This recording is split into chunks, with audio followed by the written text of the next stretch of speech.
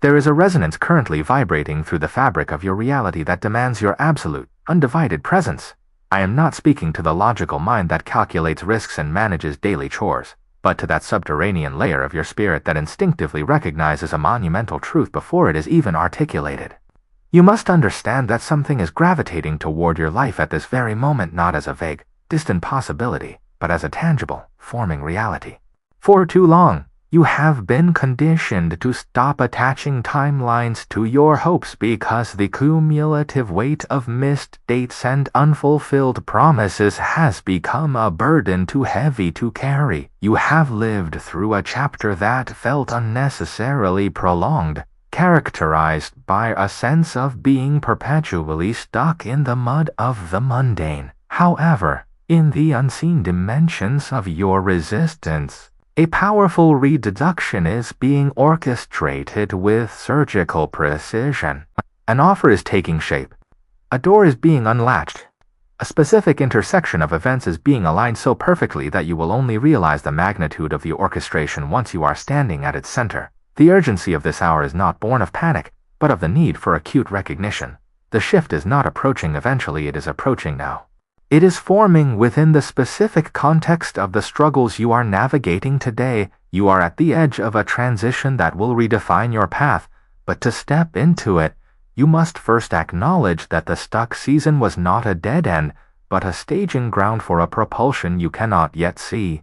The tragedy for many individuals who are chosen for significant impact is not that the opportunity fails to manifest, but that they lack the posture of recognition required to greet it. When you have spent years, perhaps decades, in a state of survival, your internal alerts undergo a subtle but devastating change. To survive, you had to narrow your vision to the immediate. You had to focus on the next bill, the next conflict, or the next disappointment. The survival mode is a protective armor that, while necessary for a time, eventually becomes a prison. It has caused you to quietly close the aperture of your expectations. You have learned that high expectations often lead to high-impact pain, and so, as a defense mechanism, you have lowered the ceiling of what you allow yourself to dream of. This is the exhaustion of the holding pattern. It is a unique kind of fatigue that sleep cannot touch because it is the weariness of the soul that has stayed ready for an arrival that seemingly never comes. In a holding pattern, you are forced to remain expectant without a visible horizon, which is one of the most spiritually taxing positions a human can endure.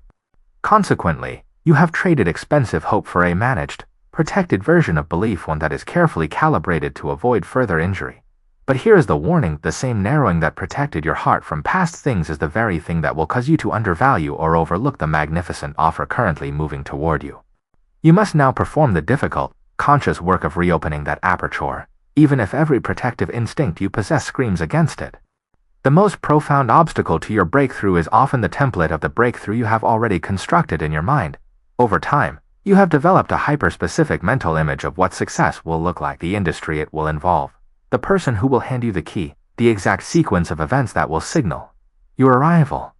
While visualization can be a tool, it often morphs into a screening mechanism that rejects anything that does not match the preconceived pattern. This attachment to a specific form creates a filter that evaluates every incoming opportunity against a rigid set of criteria.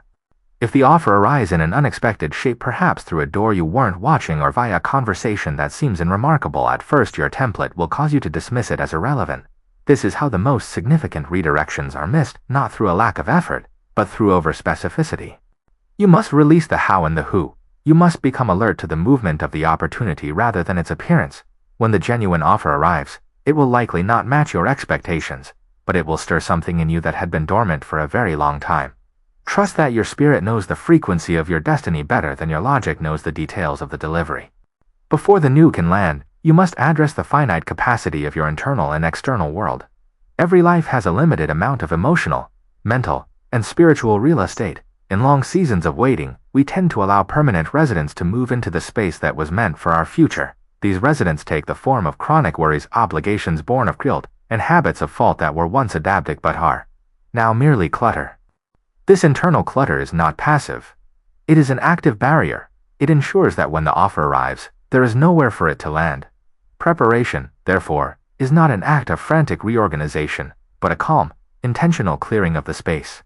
You must ask yourself, what commitments am I honoring solely out of a sense of misplaced duty? What worries am I carrying that I have no power to resolve? By removing one misaligned habit or one toxic relationship at a time, you create a sacred vacuum.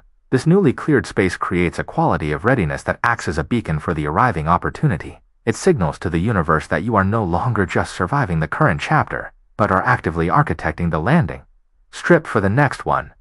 To move forward without resistance, you must re-examine your history of failure. There is often a subterranean resistance to the idea of a new breakthrough because of the scars left by previous non-rivals. You remember the moments when you were certain something big was coming, only for the door to slam shut or the connection to wither away. But you must reframe these experiences. Those were not failures of your worthiness. They were precisely orchestrated redirections. Every closed door was a course correction that prevented you from settling on a path that would not have led to your ultimate destination. The circuitous route you have taken, the detours, the delays, and the disappointments was the only path that could have produced the version of you capable of handling what is coming next. The difficulty of the season was the laboratory where your character was forged. You have developed a specific combination of patience, resilience, and faith that the previous version of you simply did not possess. You did not go through the fire despite the upcoming offer. You went through it because the offer requires the specific qualifications only the fire could produce. You are now enormous enough to receive a gift of this magnitude. A fundamental principle of those who successfully navigate great redirections is that they align their inner world with the arrival before it appears externally. This is not about delusion or performative confidence. It is about practical, psychological tuning. You must begin to think and decide at the scale of the next chapter today. If you remain trapped in the habits of someone who is merely waiting, you will be vibrating at a frequency that is incompatible with the scale of the offer. Operating in survival mode tunes your mind to a frequency of lack. When a high-level opportunity appears, a mind tuned to survival will often fail to recognize it because the opportunity feels too big or too foreign. You must tune your frequency now. Start making decisions based on the values of the person you are becoming, rather than the fears of the person you have been. Build the disciplines, clear the spaces, and cultivate the mental environment that the next level demands. When the external arrival finally happens, it should feel like a familiar resonance because you have already inhabited that space internally. As the offer approaches, your greatest asset will not be enthusiasm, but discernment. After a long drought, there is a natural temptation to say yes to the first drop of water that appears. In these moments, relief often masquerades as confirmation. The sheer exhaustion of waiting can create a bias toward any agreement that offers an escape from the current season. True readiness involves the capacity to evaluate an offer clearly, without the pressure of urgency.